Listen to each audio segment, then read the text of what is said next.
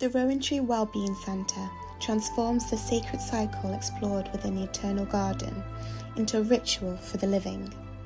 The proposal is woven into the existing woodland, Roman archaeology and the flowing Rowantree burn. Rather than imposing upon the landscape, the architecture works in partnership with it, allowing the site itself to become an active participant in the healing process. Drawing upon the principles of forest bathing, the proposal encourages visitors to slow down, engage their senses, and reconnect with the natural environment. Nature is not treated as a backdrop to the architecture, it becomes its greatest therapeutical material. The journey begins with air, the threshold. Here, visitors cross from the everyday world into the sacred landscape of nature.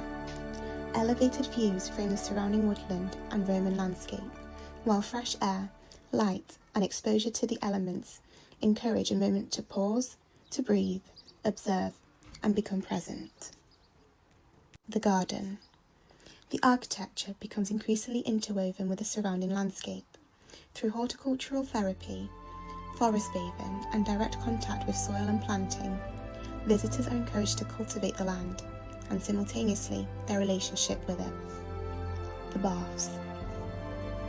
Drawing upon the site's Roman heritage, water becomes an act of purification. Moving through spaces of bathing, reflection, and stillness, visitors are invited to release what they carried into the sanctuary. Water marks a moment of transition, washing away, restoring, and preparing the individual to move forward. The hearth. The hearth recognises the importance of community within both grief and healing. Around food, warmth, and shared activity, people come together to exchange experiences, support one another, and celebrate life. The journey therefore ends not in isolation, but in connection. Through air, we awaken. Through earth, we reconnect. Through water, we renew. And around the hearth, we return to one another.